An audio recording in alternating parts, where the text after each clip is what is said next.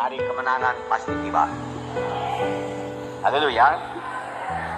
Apa yang Tuhan sudah mulai, pasti Tuhan selesaikan. Tuhan tidak mau pekerjaannya terbengkalai. Amin. Tentunya kita masih ingat hari kebangkitan Tuhan Yesus yang kita peringati hari Minggu yang lalu.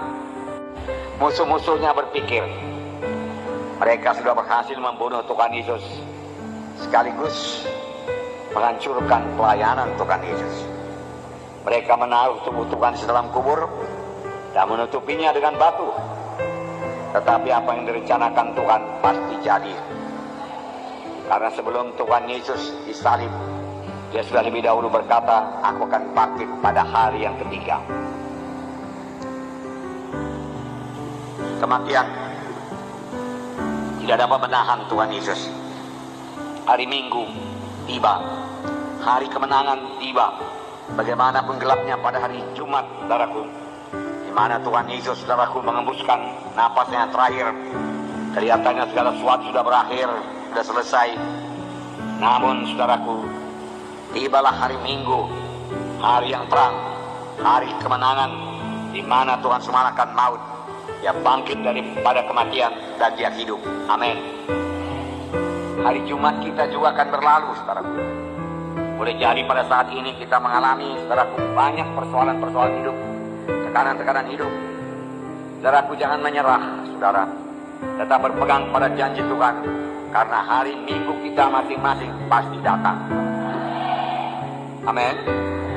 Walaupun dalam perjalanan mencapai kehendak Tuhan tersebut ada halangan-halangan seperti yang dialami oleh Tuhan Yesus, sepanjang kita tidak kehilangan visi kita, sepanjang kita tetap berpegang teguh pada pengakuan iman kita, saudaraku, hari Minggu kita pasti muncul, saudaraku.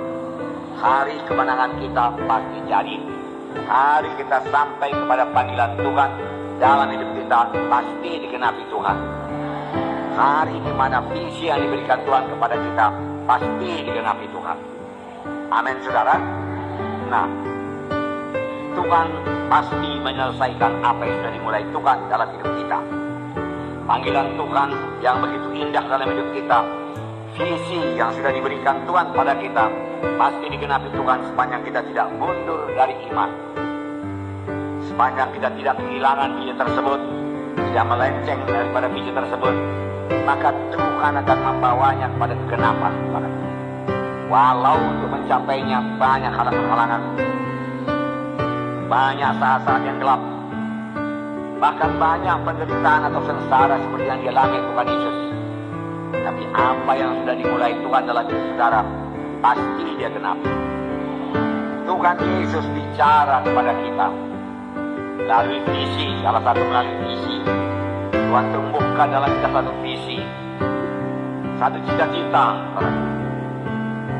Jangan bergantung pada perasaan dan penglihatan. Kadang-kadang perasaan dan penglihatan berbalikan dengan visi yang diberikan Tuhan kepada kita.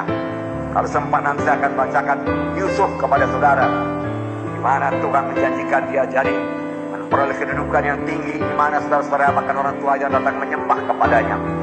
Tapi sebelum mencapai visi tersebut, sebelum genap mencapai visi tersebut, saudaraku, Yusuf mengalami kebalikan daripada visi tersebut, yaitu jadi budak belia, kemudian difitnah, masuk penjara. Tapi satu perkara, Yusuf tidak pernah mempersalahkan Tuhan. Yusuf tidak pernah mengeluh kepada Tuhan. Dia tidak pernah berkata, Tuhan, Kau berikan aku visi yang besar, kenapa ini jadi pada aku, Tuhan? Aku tidak mengerti, gak masuk dia kalku, Tuhan. Saudaraku, untuk mengerti Tuhan jangan pakai akal, Tuhan. Dia tidak berkata demikian. Dia tetap pada visinya. Dia yakin itu pasti jadi. Maka 15 tahun kemudian jadi Perdana Menteri Mesir, mana saudara datang menyembah kepadanya. Saudaraku, marilah kita pandang firman Tuhan, mana hari Minggu kita pasti datang. Hari kemenangan kita pasti datang. Hari di mana Tuhan mengenapkan visinya kepada kita pasti datang. Tidak bisa tidak datang.